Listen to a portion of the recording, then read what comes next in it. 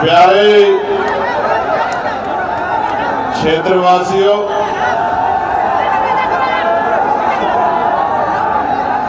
आज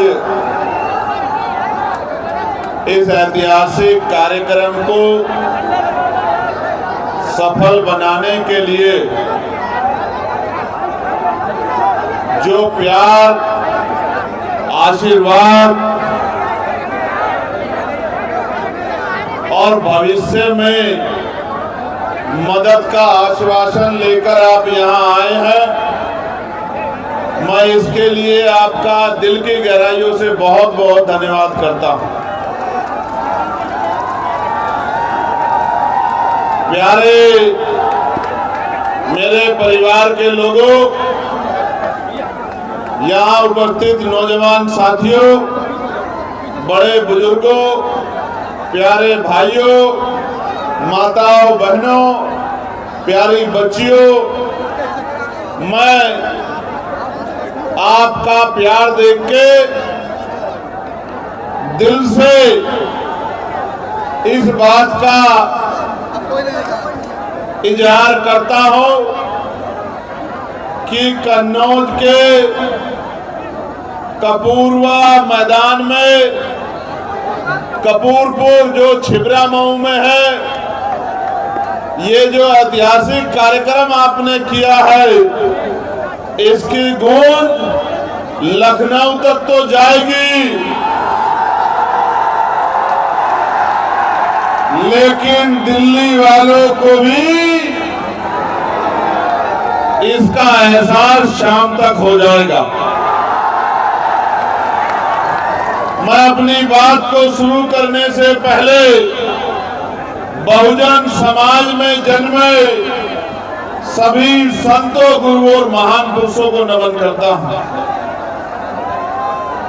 इसलिए नमन करता हूं क्योंकि वो महापुरुष, उनका जीवन, उनका संघर्ष, उनका त्याग, उनका बलिदान, ये सब मिलकर ही आज ये दिन आया है कि एक प्राइमरी स्कूल के हेडमास्टर का बेटा लोकसभा में आपकी आवाज बनता है और उसको प्यार, आशीर्वाद देने, अपने आंदोलन को मजबूत करने आप लोग सुबह सुबह ठंड में घर से निकलते हैं और जब मैदान तक हम लोग पहुंचे हैं तो जिधर भी देख रहे हैं नीला समंदर नजर आ रहा है, नीले नीले पटके पहने इस देश के संविधान के रखवाले नजर आ रहे हैं।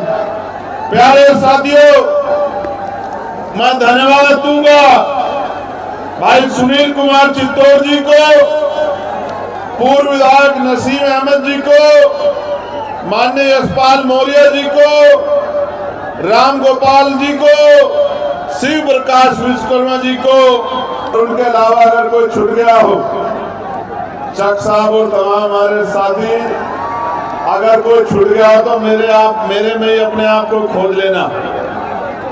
साथ साथ मेरे साथ चल के आए महेश काशना जी, भाई हिमांशु वाल्मीकि जी और भाई अमित कसाना जी और तमाम हमारी पार्टी के छोटे बड़े सभी पदाधिकारी, भीम आर्मी आजाद समाज पार्टी के हमारे बंधुजन, हमारे कार्यकर्ता, नेता, मीडिया के बंधु और पुलिस के भाइयों बहनों, मैं आपका बहुत बहुत धन्यवाद करता हूं। मैं इस बात से शुरू करूंगा कि कार्यक्रम यहां नहीं था। कार्यक्रम कहां तय हुआ था? कार्यक्रम तय हुआ था कसावा मैदान में, कसावा के मैदान में तय हुआ था, लेकिन अंत में एक हफ्ते पहले कार्यक्रम का स्थान बदला गया। सुदर्शन जी, अगर कार्यक्रम कसावा मैदान में होता तो मैं लिख के देता हूं कि सारे रिकॉर्ड टूट जाते। मेरी बात को आप याद रखना। लेकिन रिकॉर्ड तो यहां भी, कपूरवा के मैदान में भी, कपूरपुर के मैदान में भी आजाद समाज पार्टी भीम आर्मी के लोगों ने बना दिया है। ऐसी सभाएं चुनाव में भी नहीं होती जैसा कार्यक्रम आपने जो है अपनी मेहनत की कमाई से कराने का काम किया। और नौजवानों का जो जोश है, जो नौजवानों का जोश है वो देखने को है।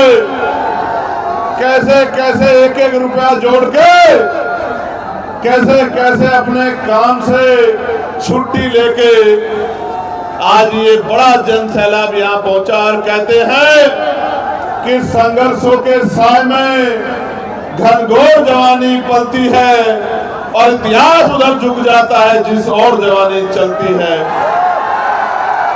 ये वो नौजवान है जो अपने आदर्श बाबा साहब अम्बेडकर को मानते हैं। ये वो नौजवान है जो अपना आदर्श शहीद उधम सिंह जी को मानते हैं। ये वो आदर्श है जो अशफाक साहब को अपना आदर्श मानते हैं। ये जो नौजवान है जो शहीद आजम सरदार भगत सिंह जी को अपना आदर्श मानते हैं। और मैं आज कह रहा हूं कि अगर नौजवान ठान ले तो वो दिन दूर नहीं है कि उत्तर प्रदेश में एक नया इतिहास, एक नया सुंदर भविष्य 2027 में लिखा जाएगा। प्यारे साथियों, मेरे दो प्यारे भाई सौरभ गौतम नौरमपुर से और सत्येंद्र कुमार जो हमारे बूथ के कार्यकर्ता हैं, कल अपने कार्यक्रम को सफल बनाने के लिए मोटरसाइकिल से निकले थे।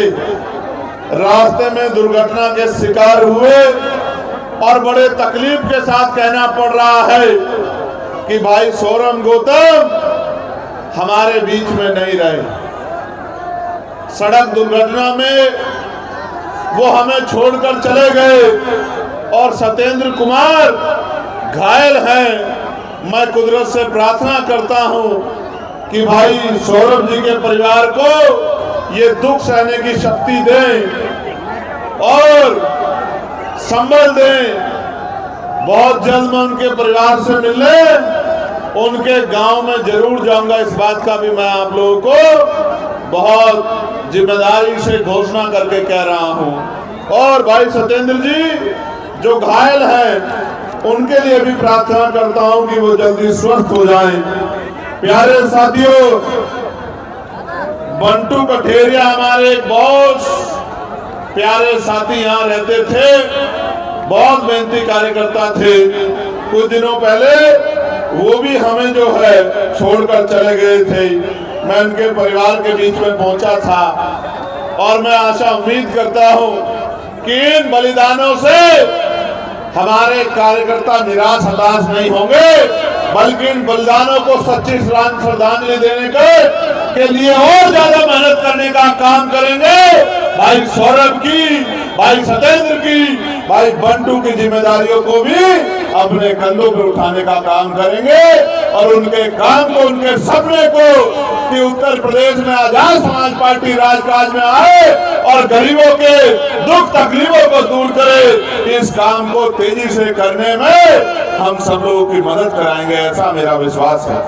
प्यारे साथियों, बहुत महत्वपूर्ण चर्चा आपके साथ करनी है और ये चर्चा महत्वपूर्ण तो है, लेकिन इस चर्चा में आपका साथ बहुत इम्पोर्टेंट है।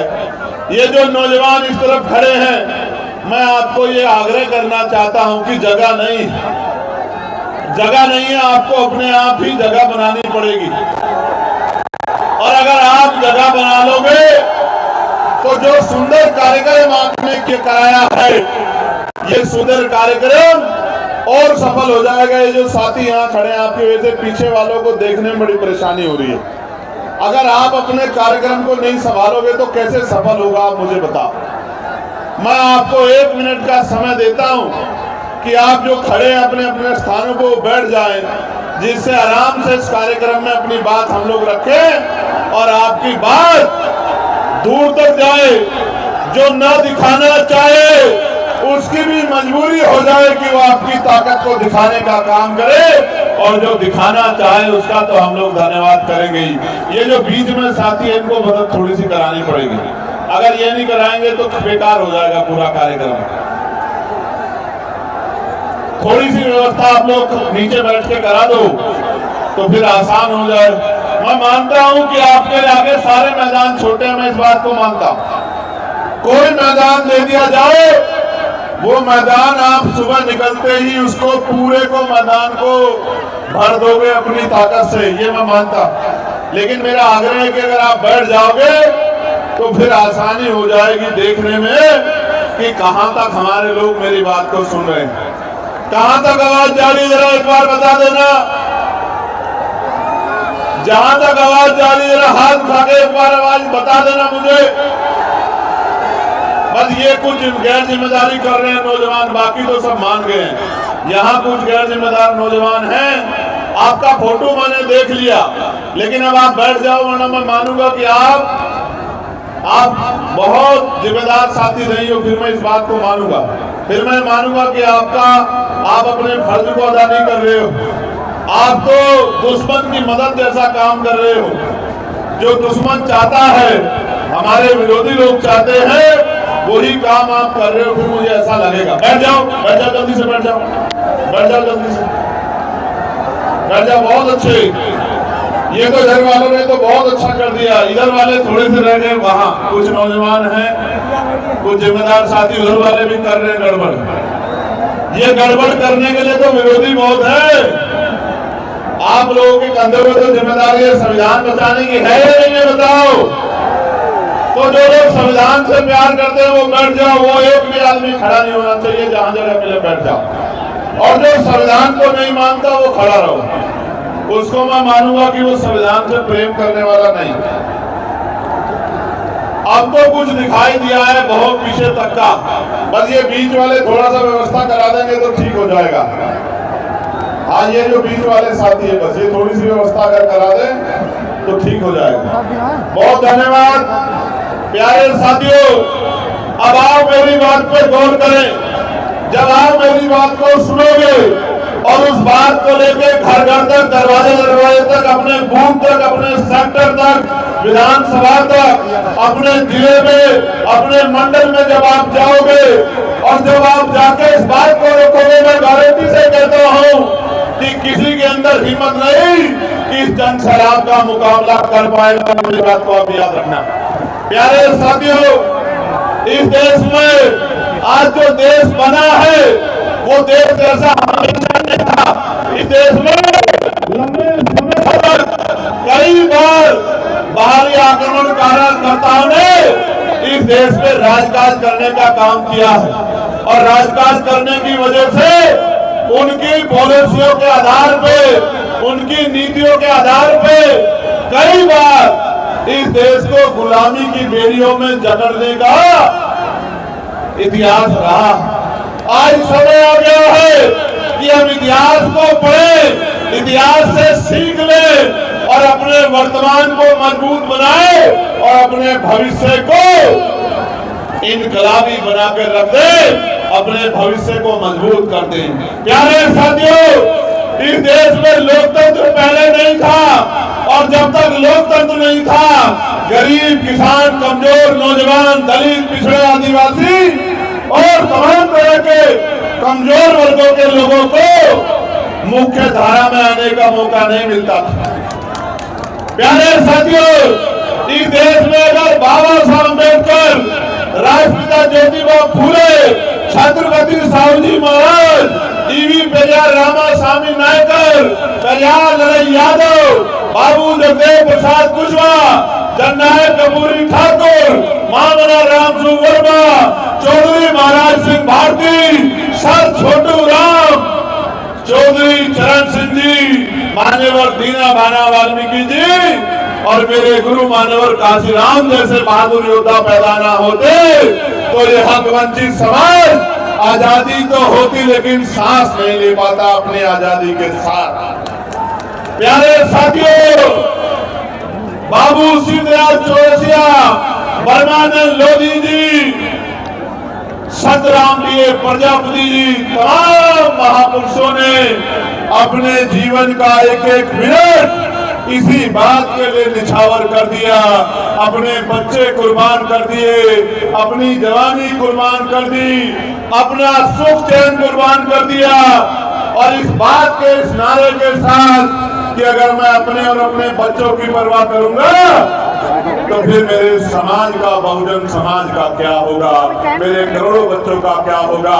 संत गाडगे जी महाराज, नारायण गुरु, तमाम हमारे महापुरुषों ने अपना पूरा जीवन लगा दिया कि हक वंचित समाज को मान सम्मान का जीवन मिल जाए। और साथियों, लोकतंत्र मानने से नहीं मिला, इसके लिए डिबेट हुई है, और डिबेट में बाबा साहब अम्बेडकर ने आपका नेता बनकर डिबेट में चुनौतियों को स्वीकार करके इस देश में लोकतांत्रिक व्यवस्था कराने का काम किया है। इस देश के प्रत्येक नागरिक को गौर से सुनना, ये बातें आपको टीवी में नहीं मिलेगी, गौर से सुनना, ये बातें आपको अखबारों में नहीं मिलेगी, क्योंकि टीवी और अखबार तो आजकल वो काम कर रहे हैं जो सरकार कह रही है। असली टीवी अखबार तो ये गरीब खाटी पत्रकारिता करने वाले बहुजन मीडिया के लोग जो कहता हूं उसी बात को दिखाते हैं, वरना बहुत जगह तो मैं कहता कुछ और दिखाते कुछ और।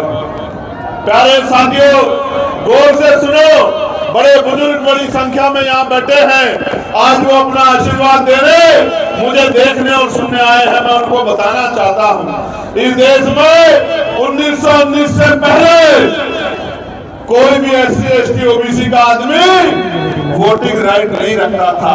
और आपको जान के अचरज होगा, सिर्फ SC ST OBC का नहीं, इस देश में किसी भी जाति धर्म की महिलाएं वोट का अधिकार नहीं रखती थी।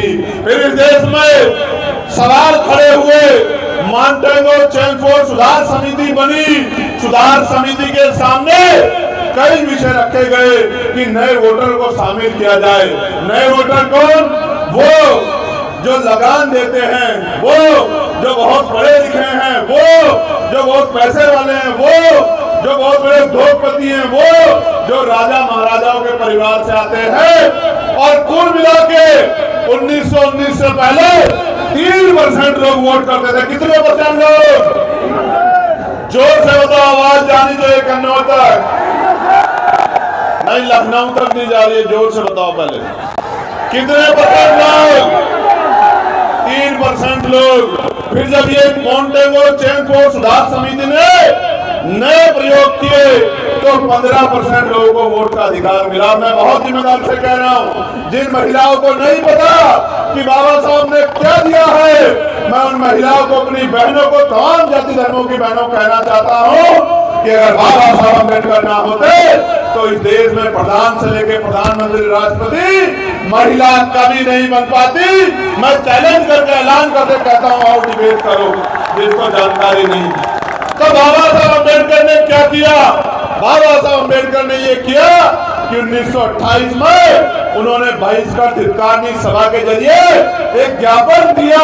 कैसा ज्ञापन? जैसा ज्ञापन आप जिलाधिकारी को देते हो, मुख्यमंत्री को देते हो, राज्यपाल को देते हो, राष्ट्रपति जी को देते हो, ऐसा ज्ञापन दिया।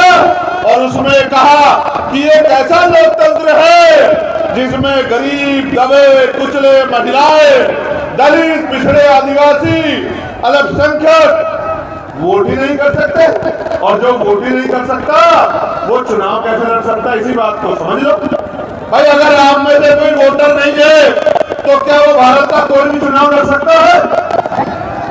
लड़ सकता है। जब तक आप वोटर नहीं बनोगे, जो मानक है उनको पूरा नहीं करोगे, एज के मानकों को, तब तक आप चुनाव नहीं लड़ सकते हो। इसलिए बाबा साहब अम्बेडकर ने फिर गोलमेज कॉन्फ्रेंस से पहले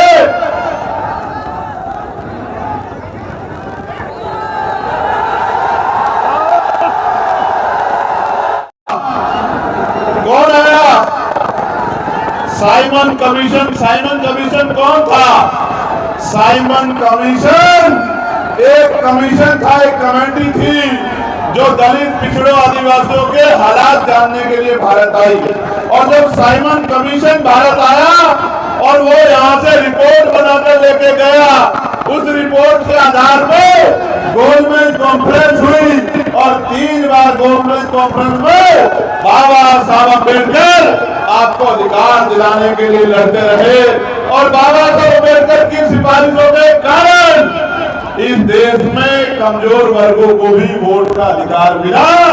और ये भारत पहला ऐसा देश है जहां संविधान के लागू होने के साथ सार्वभौमिक मताधिकार यानी कि महिलाओं से लेकर अंतिम व्यक्ति तक, चाहे उसके तन पे कपड़े ना हो, चाहे उसके सर पे छत ना हो, चाहे उसके खाने को रोटी ना हो, चाहे वो पढ़ा लिखा ना हो, हर एक व्यक्ति को, बालिग व्यक्ति को वोट का अधिकार बाबा साहब अम्बेडकर के प्रयासों से मिलने का काम हुआ है मेरे साथ। और मैं वोट की ताकत बताता हूं, वोट की ताकत समझो।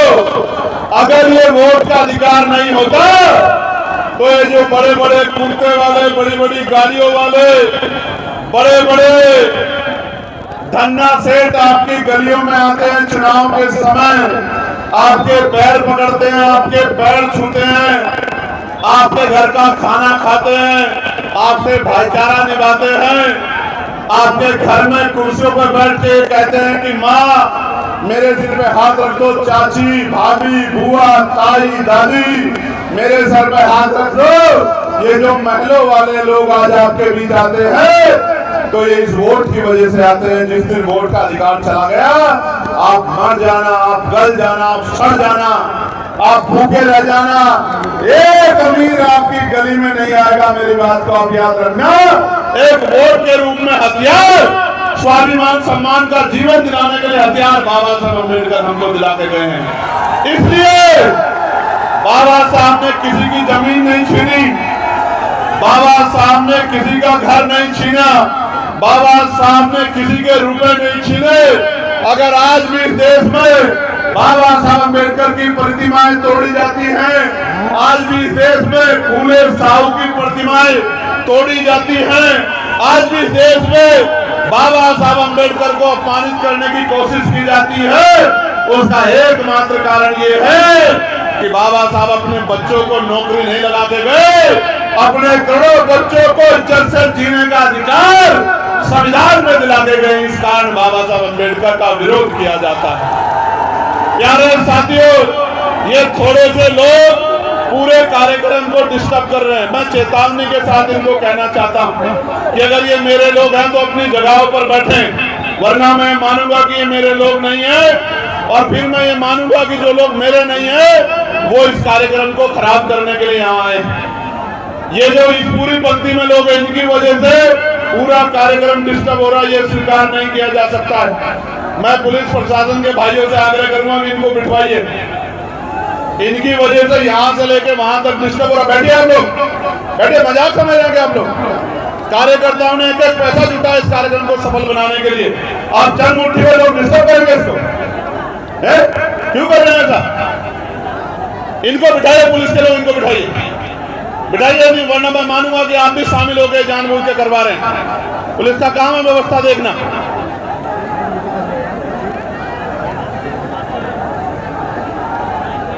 बिठवाइए, तभी बात शुरू होगी। ये चंद मुट्ठी पर लड़के खड़े होकर डिस्टर्ब कर देंगे पूरे कार्यक्रम को, ये ठीक कहाँ है?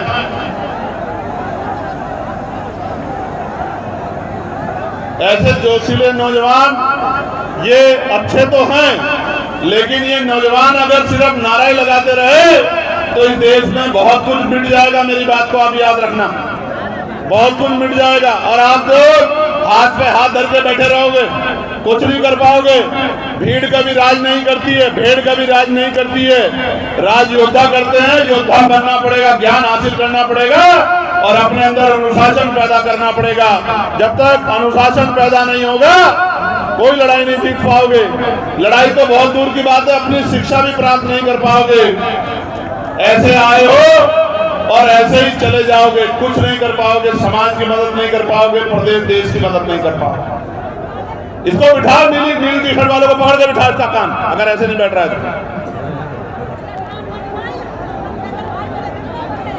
प्यारे साथियों, मैं ये कह रहा था आपसे कि बाबा साहब अम्बेडकर से जो विरोध है हमारे महापुरुषों से, वो विरोध इसलिए नहीं है कि उन्होंने किसी की जमीन छीनी है।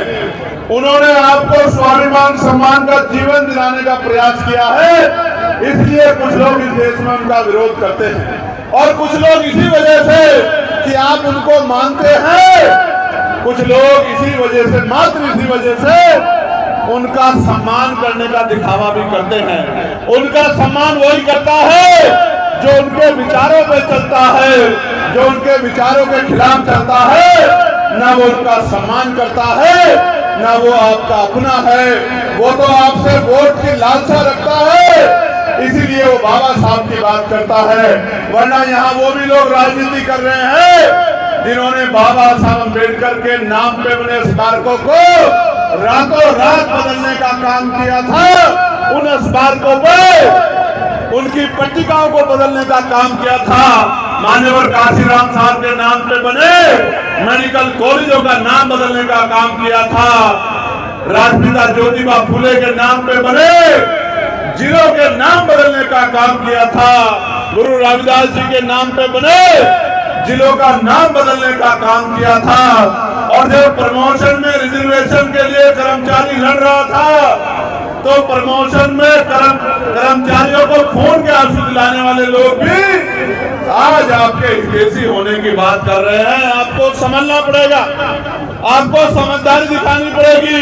अगर आपने दोस्त दुश्मन में फर्क नहीं महसूस किया, तो दोस्त दुश्मन दोस्त बन के कब आपकी पीठ में छुरा घोल देगा आपको पता भी नहीं लगेगा। एक तरफ हम लोग हैं जो कब्सार के परिवार को नहीं जानते, जो सोनू कश्यप के परिवार को नहीं जानते, जो कौशाम्बी की अपनी पाल बहन के परिवार को नहीं जानते, दिसंबर प्रजापति के परिवार को नहीं जानते, आकाश पूजर के परिवार को नहीं जानते, पहलवान बेटियों के कभी घर नहीं गए, लेकिन जब उनके ऊपर अन्याय की कोई भी लाठी पड़ती है, उनके ऊपर जुल्म होता है, तो जान की बाजी लगा के उनके लिए लड़ने के लिए जाते हैं। एक तरफ वो लोग हैं और एक तरफ वो लोग हैं जो चुनावी फायदे के लिए तमाम तरह के नारे बगड़ने का काम करते हैं। आपको सावधान होना पड़ेगा, क्योंकि ये वो लोग हैं जिनको राजकाज करने का जब मौका मिला, तो आपके बच्चों को जो अधिकार मिल रहे थे, सरकारी ठेकेदारी में जो आरक्षण मिल रहा था, उन आरक्षण को खत्म करने का काम इन्हीं सरकारों ने किया। और तो और मान्यवर काशीराम साहब के नाम पे जो अवकाश रखा गया था, उस अवकाश को भी खत्म करने का काम, जो जाति के आधार पे तो बहुजन समाज के लोग हैं, लेकिन विचारधारा के आधार पे मनुवाद को मानने वाले लोग हैं, उन्हीं लोगों से हमें अब सावधान भी रहना। प्यारे साथियों, आपके सामने है किस तरह लोकतंत्र की हत्या की जा रही है। आज मेरे लोकसभा क्षेत्र नगीना में एक विधानसभा पड़ती है सुरक्षित नेटोर विधानसभा के नेटोर विधानसभा में 30,000 फार्म, मेरी बात को मीडिया के लोग गौर से सुनना, 30,000 फार्म आपत्तियां दर्ज कराकर तहसीलदार के कार्यालय में रात चुपचाप भेजी गई। और मैं आपको जानकारी के लिए बताना चाहता हूं, तहसीलदार से जब पूछा गया तो तहसीलदार महोदय बोले कल तक तो नहीं थी, रातों रात में कहां से आ गई। एक ही नाम से 100 आपत्तियां, एक बूथ पे 100 वोट काटने की तैयारी, यही ऐसे SIR है जिसके खिलाफ हम लोग आंदोलन कर रहे थे कि SIR के नाम पे कमजोर वर्गों के वोट काटने का काम ये मनुवादी सरकार भारतीय जनता पार्टी की करेगी। और इस सरकार को अगर ये हमारे वोटों को छीनने का काम करेगी, इस सरकार को सबक सिखाने का काम हम लोग करेंगे। प्यारे साथियों, आप महसूस करो, मैंने आपको बताया कि वोट के अधिकार से आपको क्या मिला है, लेकिन आप ये भी महसूस करो कि आपके वोट को चुपचाप कैसे काटा जा रहा है। जिस व्यक्ति के नाम से आपत्ति दर्ज की गई, आपको जानकर अचरज होगा कि जब उस व्यक्ति को बुलाया गया तो उसने कहा कि भाई मैंने तो कोई आपत्ति नहीं दर्ज कराई, मैंने तो कोई फार्म ही नहीं भरा, मेरे साइन भी नकली है, मेरी पासबुक से मिलवा लो, मेरे और डॉक्यूमेंट से मिलवा लो, मेरे आधार कार्ड से मिलवा लो, मेरे साइन ही नहीं है। इसका मतलब ऐसा यार की आड़ में भारतीय जनता पार्टी की सरकार अपने वोट विरोधी वोटों को, जिनमें दलित, पिछड़े, मुसलमान, आदिवासी वोटर हैं, ईसाई भाई हैं, उनके वोटों को काटने का काम कर रही है। मैं चैलेंज करके कहना चाहता हूं मुख्यमंत्री जी से, प्रधानमंत्री जी से, वो दिन चले गए कि कमजोर वर्गों के लोगों पर जुल्म होता था, उनके अधिकार छीनते थे, वो चुपचाप देखते थे। अगर ये न्यायपूर्ण प्रक्रिया रोकी नहीं गई तो दिल्ली का चक्का जाम कर देंगे हम लोग। मेरी बात को आप याद रखें, गलतफहमी में मत रहना, गलतफहमी में मत रहना। सरकार के लोगों कभी गलतफहमी में हो, गलतफहमी दूर कर लो। ये वोट मांगने से नहीं मिली, बाबा साहब अम्बेडकर के 4-4 बच्चों को कुर्बानी से मिली है। एक भी वोट कटने नहीं देंगे, मेरी बात को याद रखना। और जो अधिकारी सम्मिलित होगा, राजकाज बदलेगा, और बिना राजकाज बदले भी जो अधिकारी सम्मिलित होगा, उसके दफ्तर के बाहर ऐसे ही धरना देने का काम करेंगे, उसको बताने का काम करेंगे कि आपको संविधान का उल्लंघन नहीं करना चाहिए। प्यारे साथियों, वोट आपका संवैधानिक अधिकार है, ये आपसे कोई नहीं छीन सकता है। इसलिए कह रहा हूं नौजवानों को, जो नौजवान बहुत नारे लगाते हैं, उनको जाके अपने वोट की रक्षा करनी है, माँ बहनों के वोट की रक्षा करनी है, अपने अड़ोसी पड़ोसी की वोट की रक्षा करनी है, अपने क्षेत्र की वोट की रक्षा करनी है। अगर वोट की रक्षा नहीं करोगे तो चुनाव वाले दिन जिस दिन वोट पड़ेंगे, वोट डालने जाओगे और आप पे वोट ही नहीं होगा, तो कैसे चंद्रशेखर को, आजाद समाज पार्टी को, कैसे भीम आर्मी को, कैसे गरीबों, मजदूरों, दलितों, पिछड़ों, मुसलमानों, आदिवासियों को कैसे ताकत दोगे? कैसे अपनी गरीबी, बेबसी, लाचारी, बीमारी और तमाम तरह के जो टैक्सेज आपके ऊपर थोपे गए, इनको कैसे खत्म करोगे? कैसे अपनी बच्चियों की रक्षा करोगे? कैसे अपने बच्चों की रक्षा करोगे? कैसे अपनी जमीनों की रक्षा करोगे? कैसे अपने हक अधिकारों की रक्षा करोगे? क्योंकि 5 साल में एक ही बार मौका मिलता है, जब अपने ऊपर हुए जुल्मों का हिसाब करने के लिए आपको बटन दबाना होता है। अगर बटन दबाओगे कोई और, तो वही मिलेगा जो मिलता आया है, और बटन दबाओगे आजाद समाज पार्टी का, तो क्या मिलेगा पता है? नहीं पता है? मैं बताता हूं क्या मिलेगा। 2000 रुपए नहीं मिलेंगे, 5 किलो राशन नहीं मिलेगा, मैं गारंटी से कह रहा हूं। सुन लो एक बार, 5 किलो राशन नहीं मिलेगा, 2000 रुपए नहीं मिलेंगे, लेकिन आपके बच्चों को सरकारी स्कूलों में वो एजुकेशन मिलेगी जो प्राइवेट स्कूल 20,000 रुपए महीने की फीस लेके भी नहीं दे पाएगा। मेरी बात को याद रखो। और ये प्राइमरी स्कूलों से शुरू होगा। बुनियाद मजबूत करेंगे, ऐसी शिक्षा व्यवस्था लागू करेंगे कि बड़े बड़े धन्ना सेठ भी सरकारी स्कूलों में अपने बच्चों का एडमिशन कराते फिरेंगे। मेरी बात को आप याद रखें। प्यारे साथियों, एजुकेशन सिस्टम अच्छा करेंगे और इतना मजबूत बनाएंगे आपकी आने वाली नस्लों को, और जो आज आपकी नस्लें हैं कि वो 2000 रुपए नहीं मांगेगी, वो 50,000 रुपए का रोजगार करके आपके आंसू पूछने का काम करेगी, आपकी गरीबों को ढकने का काम करेगी, आपके सपने पूरा करने का काम करेगी। प्यारे साथियों, प्यारे साथियों, क्या बदलेगा बटन दबाने से? बटन दबाने से बदलेगा कि आपको अच्छा इलाज मिलेगा बिना बहुत पैसा चुकाए। मैंने अपने पिताजी को खो दिया था पैसे की कमी के कारण, दर्द लेकर घूम रहा हूं। आप और मैं एक हैं, एक जैसे परिवारों से आते हैं।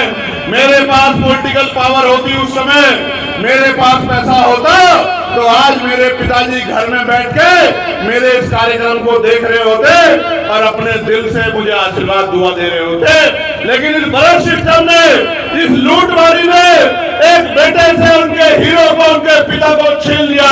उसी दिन हमने तय किया था कि जब राजकाज बनेगा ऐसा हेल्थ सिस्टम लागू करेंगे, बड़ी से बड़ी बीमारियां, तमाम टेस्ट, तमाम रिपोर्टें, तमाम इलाज इतने कम पैसे में होगा कि किसी गरीब को अपनी जमीन गिरवी नहीं रखनी पड़ेगी, किसी गरीब को अपने बहन मां को अपने जेवर नहीं गिरवी रखनी पड़ेंगे, किसी बहन बेटी को कर्ज नहीं मांगना पड़ेगा कि इस कर्ज को उतारने में 10 साल उनके सर के बाल नहीं उड़ेंगे, उनके चपले नहीं घिसेंगे। मैं वचन देकर आपसे कह रहा हूँ, चंद्रशेखर आजाद व्यक्तिगत रूप से और आजाद समाज पार्टी संपूर्ण रूप से ऐसी व्यवस्था लागू करेंगे कि अस्पतालों में, प्राइवेट अस्पतालों में लाखों रुपए में ऐसा इलाज नहीं मिलेगा जैसा सरकारी अस्पतालों में करके देंगे। मेरी बात को आप याद रखना। प्यारे साथियों, क्या मिलेगा? प्यारे साथियों, बटन दबाने से मिलेगा। अभी गुजरात में 2 दिन पहले एक दलित समाज का दूल्हा बारात निकाल रहा था, घोड़ी पे तलवारों से हमला करके मारा पीटा।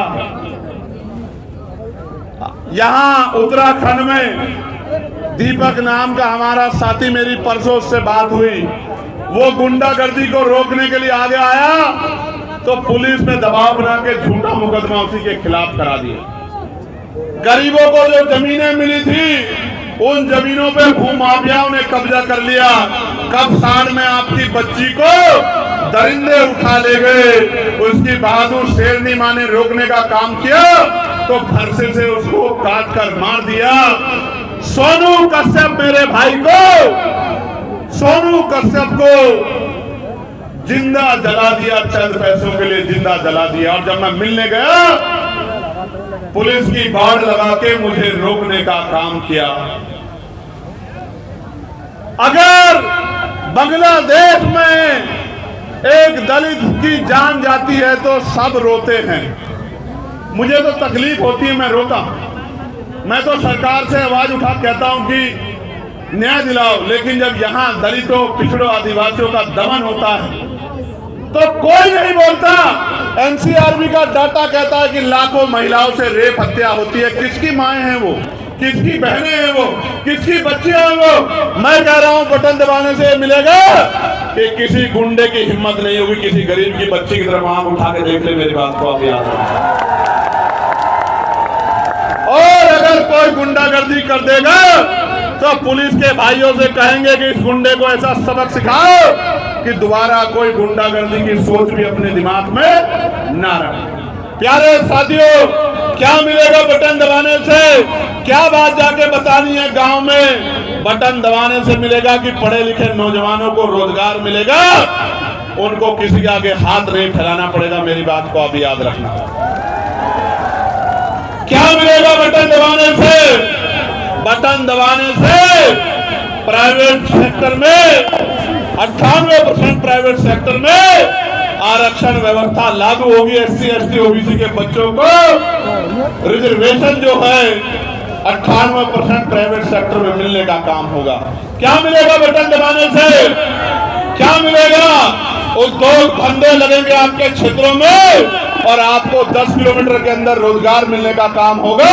आपकी जेब में पैसा आएगा, आपको जीने का मौका मिलेगा। क्या मिलेगा बटन दबाने से?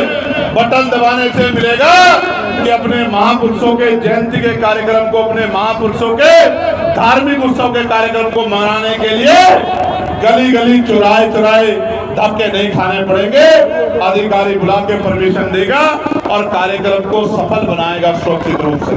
प्यारे साथियों, क्या मिलेगा? प्यारे साथियों, सबसे बड़ा वो मिलेगा जो बाबा साहब अम्बेडकर ने कहा कि आदमी भूखा तो रह सकता है लेकिन अपमानित होकर नहीं रह सकता। तो ये मिलेगा प्यारे साथियों कि स्वाभिमान सम्मान का जीवन मिलेगा, इज्जत से जिंदगी मिलेगी। जाति धर्म के आधार पर जो अन्याय हो रहा है वो अन्याय खत्म हो जाएगा। मेरी बात को आप याद रखना। प्यारे साथियों, कल जो है, एक दिन पहले हमारी सरकार ने अमेरिका से एक डील जो है वो फाइनल की है। उस डील से क्या होगा मिनिमम शब्दों में बता रहा हूं। डील में तय हुआ है कि 18% 18% जो है ट्रम्प साहब हमारा जो भी सामान जाएगा उस पे जो है वो टैक्स लगाएंगे 18% का, 18% टैक्स लगाएंगे। और जब उनका सामान को यहाँ बिकने आएगा तो हमारी सरकार जो 150% टैक्स लगाती थी, इंपोर्ट ड्यूटी लगाती थी, वो 1 पैसे की इंपोर्ट ड्यूटी उनके ऊपर नहीं लगा पाएगी। तो जो किसान है, जो डेयरी व्यवसाय है, जो खेती किसानी है, वो सब डूब जाएगी। और देश जानता है कि आज अगर इस देश की आमदनी किसी ने संभाल रखी है तो उसमें किसान मजदूर का कितना बड़ा रोल है।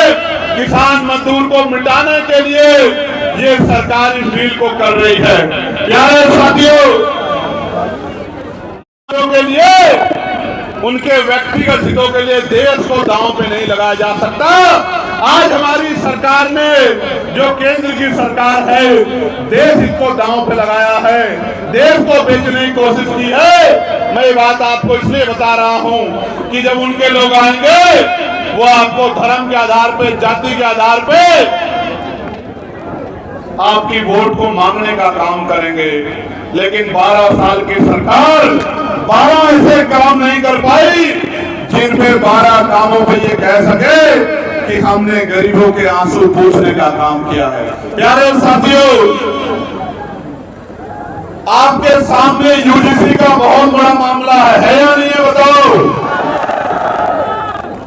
एक तरफ तो यूजीसी को रोकने के लिए बड़े बड़े आंदोलन हो रहे थे, दूसरी तरफ जो आपके हितैषी बनने की बात करते हैं नेता, वो सारे नेता चुप्पी बांध के टेप लगा के बिलों में घुस गए थे।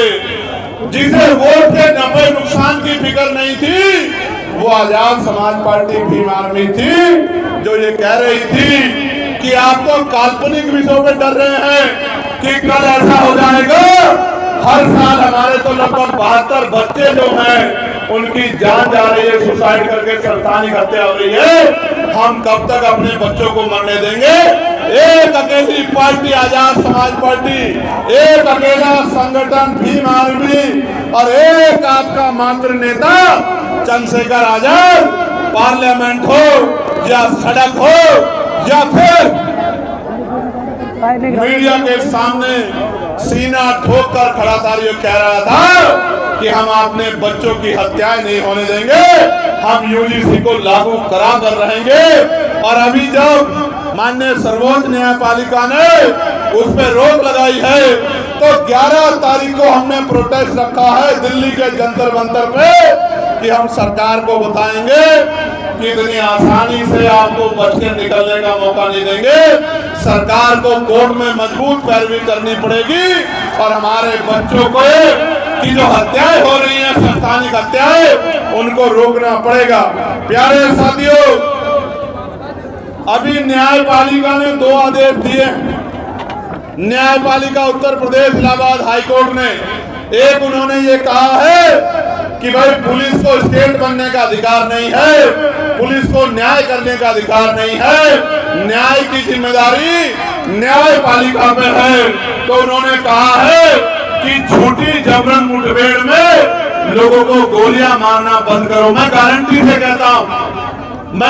से कहता हूं पुलिस कभी ये गलत काम नहीं करती, सरकार दबाव बना के उनसे गलत काम कराती है। लेकिन मैं पुलिस के भाइयों को कहना चाहता हूं, कल जब कोर्ट डंडा चलाएगा तो आपके ऊपर मुकदमे दर्ज होंगे, आपको जेल जाना पड़ेगा, आपसे रिकवरी होगी। इस तानाशाही सरकार को खुश करने के लिए संविधान को और अपने मूल्यों को कमजोर करने का काम मत करो मेरे भाइयों बहनों। आपके कंधे पे जिम्मेदारी है, आपके माथे पे अशोक है। इस अशोक की चिन्ह को देख के गरीब किसान चाहे लाखों गुंडों के बीच में हो, ये महसूस करता है कि मेरा रक्षक आ गया है, मेरी रक्षा करने वाला आ गया है। आपके ऊपर सवाल खड़े होते बड़ी तकलीफ होती है, इसलिए मैं आपसे आग्रह कर रहा हूं कि कल कार्रवाई आपके खिलाफ होगी, इसलिए ध्यान रख के काम करो। ये सत्ता तो चली जाएगी, ये सत्ता ज्यादा दिन की है भी नहीं उत्तर प्रदेश में। ये जन सैलाब बता रहा है कि ये सत्ता तो जाने वाली है, इनका घमंड तो टूटने वाला है। प्यारे साथियों, एक और ऑर्डर आया कि बुलडोजर की कार्रवाई ठीक नहीं है। बुलडोजर से बिना न्याय सुनिश्चित हुए आप किसी के घरों को नहीं ढा सकते हो। दोनों ऑर्डर का हम लोग सम्मान करते हैं और सुप्रीम कोर्ट ने जो यूजीसी पे रोक लगाई, हमने तो न्यायपालिका का उसमें भी सम्मान किया। लेकिन जब हमें अपने बच्चों की जीवन रक्षा के बारे में चुनना होगा तो हम वो लोग नहीं हैं जो हाथ में हाथ धर के बैठ जाएंगे। हमारा संविधान हमें आंदोलन का अधिकार देता है। हम आंदोलन करके अपने बच्चों की संस्थानिक हत्या रोकने का काम करेंगे। प्यारे साथियों, ये कन्नौज है। कन्नौज में इंद्र के व्यापारी डंडे के आगे परेशान नजर आते हैं। मेरी एक बहन ने मुझे इत्र दिया था, अभी मुझसे कहा कि भैया ये यहाँ का इत्र है। मैं इत्र व्यापारियों को भी कहना चाहता हूँ, सरकारी उपेक्षा का शिकार हो आप लोग। अभी बजट आया है, ऊंट के मुंह में जीरा। इतने बड़े बहुजन समाज को 10% पैसा भी सरकार ने नहीं दिया, जबकि बजट में संख्या के आधार पर आपकी हिस्सेदारी बैठती है। इसलिए आपको कह रहा हूं कि राजकाज बना लो, वरना वो दिन दूर नहीं है कि आपको तमाम तरह की परेशानी उठानी पड़ेगी। और गुंडागर्दी हद कर गई है। मध्य प्रदेश के शिवपुर में कुछ लोग यूजीसी पे आंदोलन कर रहे थे, इसको रोकने के लिए वो लोग कुशवाहा समाज को, उनकी दुकानों को जबरन बंद करवाते, मारपीट करते हैं। आप आंदोलन की आड़ में अराजकता नहीं कर सकते हैं। अराजकता करोगे तो पुलिस आप पे कार्रवाई करेगी। ये बात मैं उनको जो अराजकता करना चाहते हैं उनको बताना चाहता हूँ। आज कानून व्यवस्था का उत्तर प्रदेश में ये हाल है कि सुरेंद्र वाल्मीकि नाम के पार्षद को किस तरह से 150 मीटर लखनऊ में पीट के खींचा जाता है, उसको डंडों से मारा जाता है और कोई पूछने वाला नहीं है। और तो कोई क्या पूछेगा, वो जिस पार्टी में उन नेताओं ने नहीं पूछा, और तो कोई क्या पूछेगा। जिस पार्टी में वो है, जिस प्रदेश की राजधानी में वो रहा था, उन्हीं पार्टी के नेताओं ने सुधरी। जब अपना नेता ही हाथ छोड़ दे फिर तो जुल्म होना है ही लाजमी। और एक तरफ हरदोई में भीम आर्मी के जिलाध्यक्ष करण पासी और उनके साथियों पे झूठे मुकदमे दर्ज कराने का काम सरकार के दबाव में किया गया। मेरी बात को याद रखना, आपका नेता आपका हाथ छोड़ के भागने वाला नहीं है, आपका संगठन आपका हाथ छोड़ के भागने वाला नहीं है। अगर जुल्म किया जाएगा तो जुल्म का मुकाबला होगा। हरदोई में ऐसा आंदोलन होगा कि हरदोई का चक्का जाम हो जाएगा। मेरी बात को आप याद रखना, ये मेरा ऐलान है। मैंने वहां के अधिकारियों से बात की थी और उन्होंने मुझे विश्वास दिलाया है कि हम ये सुनिश्चित करेंगे कि भाई किसी के साथ अन्याय ना हो। और मैं आपको गारंटी देके बताता हूं, मैं वकील हूं, अगले एक हफ्ते के अंदर झूठी एफआईआर करने वाले पुलिस के भाइयों पे, क्योंकि उन्होंने दबाव में संविधान का उल्लंघन किया, अपने पद का दुरुपयोग किया, उनके खिलाफ भी एफआईआर कोर्ट से हम लोग दर्ज कराएंगे।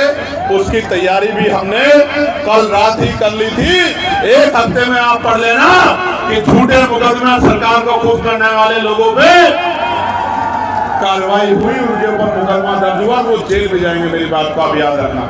सम्मानित साथियों, एक इंपॉर्टेंट बात आपसे मुझे कहनी है।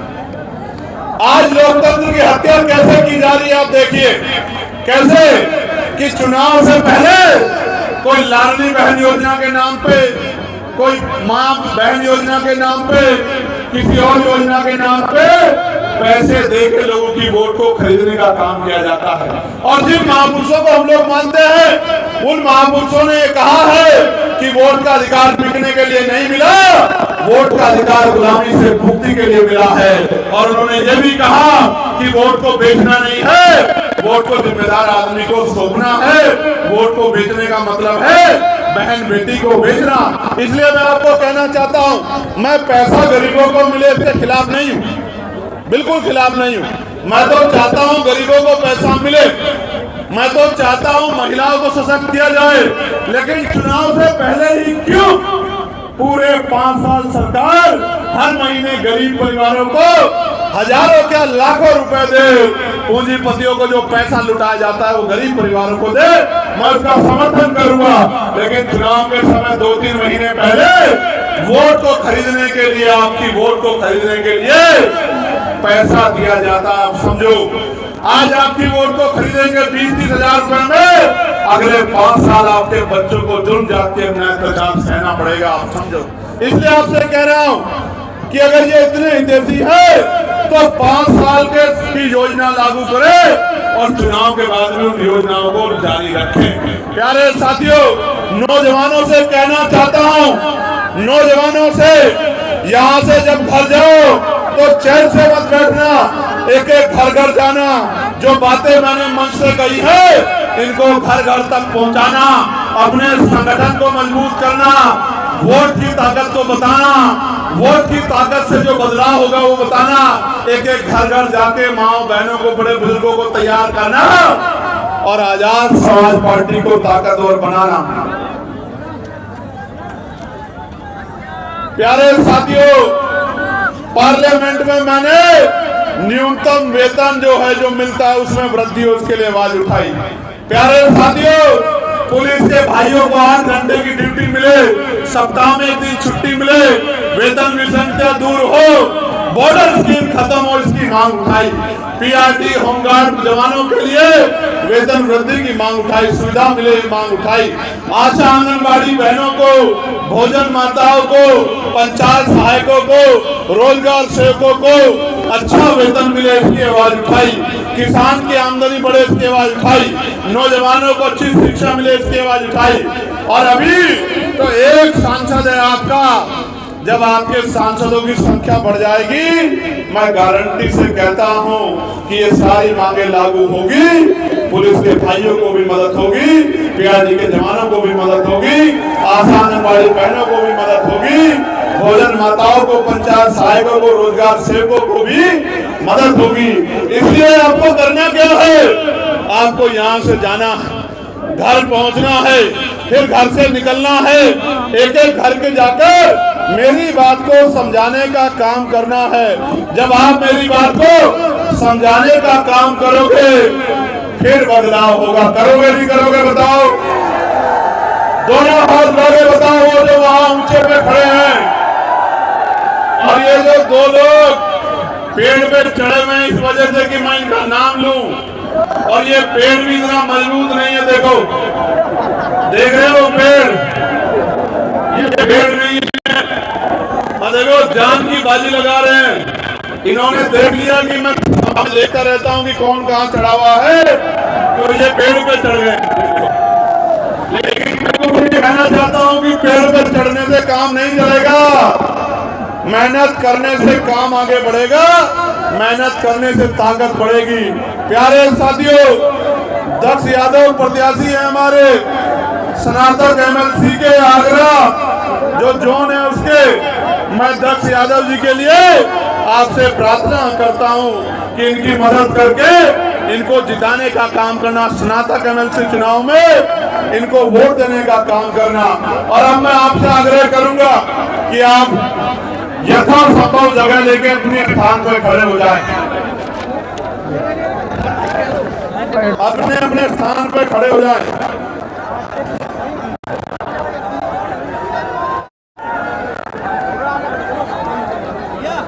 अपने अपने स्थान पर खड़े हो जाएं। और 2 मामले यहाँ मुझे दिए गए थे, मैं यहाँ के सम्मानित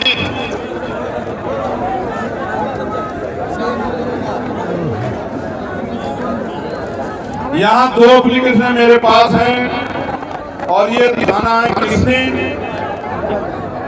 मैं एक मैनपुरी का मामला है, मैं दोनों के लिए संबंधित अधिकारियों से आग्रह करूंगा कि मामले संवेदनशील है, जहां गरीबों की जमीन पे कब्जे हो रहे हैं। मैं आपसे आग्रह करूंगा कि इन दोनों एप्लीकेशनों को आप ध्यान लें और इन दोनों एप्लीकेशनों में हमारे पदाधिकारियों से बात करके न्याय दिलाने में मदद कराएं। बहराइच के देवनपुर गांव में मनोहर मौर्य जी की जो बेटी का अपहरण हो गया था, जिसपे हमने जोर शोर से आवाज उठाई थी, वो बिटिया रेशमी मौर्य बरामद हो गई है। 22 दिन तक उसके साथ शोषण किया गया, प्रशासन मौन रहा, शासन सोता रहा। आजाद समाज पार्टी के संज्ञान लेने के बाद 2 दिन बाद लड़की बरामद हुई और जो अपराधी था वो जेल गया। आप समझो कितने ऐसे मामले हैं जिनमें भीम आर्मी आजाद समाज पार्टी के लोग गरीबों की आवाज बनने का काम करते हैं, न्याय दिलाने का काम करते हैं। पहले तो मैं आपका धन्यवाद करूंगा नौजवान साथियों, आपकी शक्ति का, आपके प्यार का, आपका जो उत्साह, उसका धन्यवाद करूंगा, सच में धन्यवाद करूंगा। क्योंकि जब मुझसे कोई पूछता है कि आप कैसे यहाँ तक पहुंचे हो, तो मैं उनको कहता हूं कि मुझे मेरे गरीब कमजोर समाज ने एक एक वोट और नोट देके यहाँ लोकसभा में भेजने का काम किया है। मैं उनको बताता हूं कि मुझे किसी धन्ना सेठ ने मदद नहीं की, लेकिन मेरे गरीब भाइयों ने अपना पेट काट काट के 1-1 रुपया जुटा के, मेरी माँ ने, बड़े बुजुर्गों ने अपना 1-1 रुपया मुझे देके मुझे जिताने का काम किया है। और इसलिए किया है क्योंकि उनको उम्मीदें हैं कि इस आंदोलन के जरिए उनका और उनके बच्चों का भला हो पाएगा। आज इस मैदान के बाहर भी बैंडों के ऊपर से जो बहुसंख्यक लोग खड़े हैं, दूर से हाथ हिला रहे हैं, मैं उन सबका भी बहुत बहुत धन्यवाद दूंगा। विरोधियों ने तो पूरी कोशिश की थी कि ये कार्यक्रम सफल ना हो, लेकिन आपने तो सबकी उम्मीदों पे पानी फेर के अपनी उम्मीदों को मजबूत कर दिया।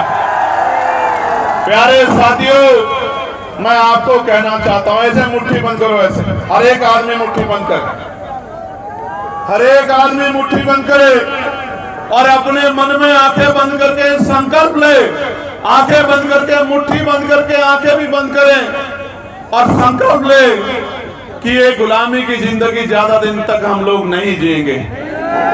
लेते हो संकल्प? यहां से जाके हम लोग अपनी पार्टी की विचारधारा और पॉलिसियों को, नीतियों को घर घर जाके बताने का काम करोगे। संकल्प लेते हो क्या? मुट्ठी बंद करो, ऐसे कहो कि हम सब लोग ये संकल्प लेते हैं कि यहां से जाने के बाद चुप नहीं बैठेंगे, संवैधानिक दायरे में अपनी जिम्मेदारियों को, अपने कार्यों को मजबूती से आगे बढ़ाते हुए एक एक घर जाकर अपनी पार्टियों की नीतियों को, अपनी पार्टियों के संघर्ष को हर घर तक पहुंचाने का काम करेंगे, हर घर पहुंचाने का काम करेंगे, लोगों को जागरूक करेंगे, लोगों को जागरूक करेंगे, अपनी गली की, अपने मोहल्ले की, अपने गांव की, अपने कस्बे की, अपने नगर की जिम्मेदारी उठाएंगे। हर आदमी चंद्रशेखर आजाद बनके, भीम आर्मी का कार्यकर्ता नेता बनके, आजाद समाज पार्टी का कार्यकर्ता नेता बनके अपने सम्मान को, स्वाभिमान को मजबूत करने के लिए अपने गरीब समाज की बेबसी, लाचारी, गरीबी, परेशानियां खत्म करने के लिए संघर्ष करेंगे, प्रयास करेंगे। अपने बच्चों को अच्छी शिक्षा दिलाने के लिए, रोजगार दिलाने के लिए, जुल्म जाति खत्म करने के लिए मेहनत करेंगे, लोगों को जगाएंगे, बाबा साहब का संघर्ष बताएंगे, अपने महापुरुषों का संघर्ष बताएंगे। अपनी पार्टी का संघर्ष बताएंगे अपनी पार्टी का संघर्ष बताएंगे कि किस तरह हम लोग अन्याय के खिलाफ लड़ रहे हैं हम लोग अन्याय के खिलाफ लड़ रहे हैं और हम सब लोग मिलकर छोटी छोटी लड़ाई झगड़ों को अपनी बातों को पीछे छोड़ते हुए भाईचारा बना के मेहनत करने का काम करेंगे। अब मैं आपसे पूछना चाहता हूँ, करोगे नहीं करोगे? फिर जोर से बताओ, मेहनत करोगे नहीं करोगे? ताकत बनाओगे नहीं बनाओगे? आजाद समाज पार्टी को राज में लाओगे नहीं लाओगे? गरीबों को ताकत दोगे नहीं दोगे? जुल्म जाति रोकने में मदद करोगे नहीं करोगे? नाइंसाफी खत्म करने में मदद करोगे नहीं करोगे? अपने घरों पर जाकर संकल्प लेके काम करोगे नहीं करोगे? बताओ। दोनों हाथ उठाओ ऐसे। जय भीम, जय भारत, जय मंडल, जय जोहर, जय संविधान। और आज मैं बहुत बहुत धन्यवाद करूंगा वीपी सिंह जी को भी, क्योंकि वीपी सिंह जी ने भले ही किसी कारणों पे कैसी परिस्थितियों में जो निर्णय लिया था मंडल कमीशन की सिफारिश से लागू करने का, उससे हमारे पिछड़े वर्ग के लोगों को सशक्तिकरण होने का मौका मिला है। इसलिए मैं आदरणीय वीपी सिंह जी को भी और मान्यवर काशीराम जी को भी और तमाम हमारे महापुरुषों को धन्यवाद देता हूं और अपने एक छोटे भाई का, प्यारे भाई का, बहनों का, माओ का, बड़े बुजुर्गों का बहुत बहुत धन्यवाद करता हूं।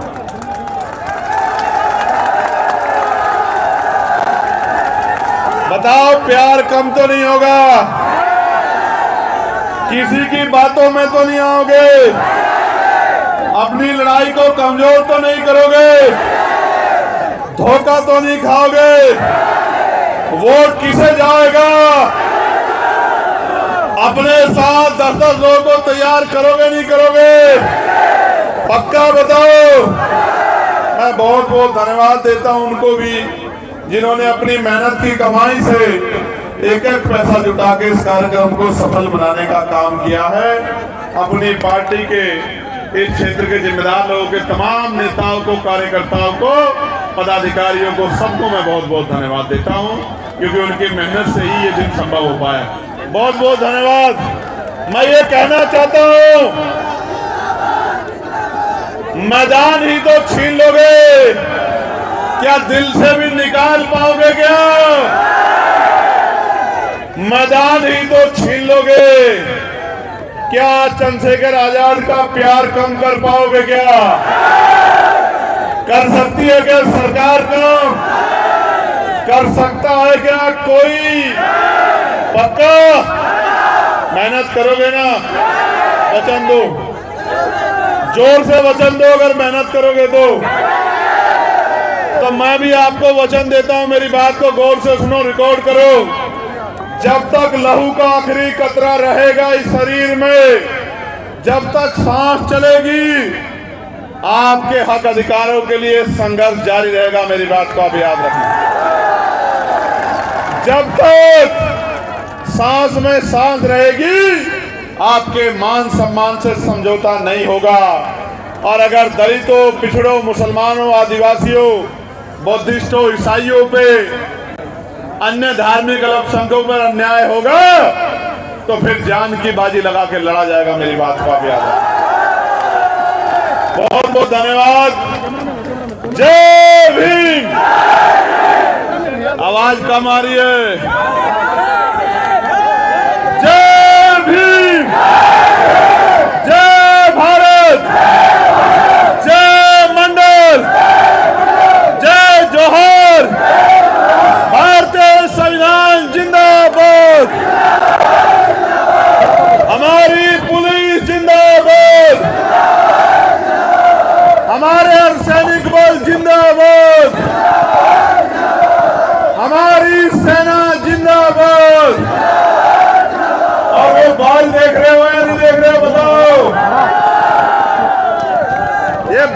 देख रहे हो नहीं देख रहे हो बताओ। और इस बाज की उड़ान से हलचल देख रहे हो नहीं देख रहे हो बचाओ। और ये बाज क्या बताने आया है आज? ये बताने आया है ये गुरु गोविंद सिंह जी का बाज है, ये बाबा साहब अंबेडकर का बाज है, ये क्रांति का बाज है। और ये आपकी ताकत की निशानी है कि इस बाज को भी यहाँ आके आपके सम्मान में पहरा देना पड़ा। ये आपकी निशानी है। बहुत बहुत धन्यवाद प्यारे भाइयों बहनों।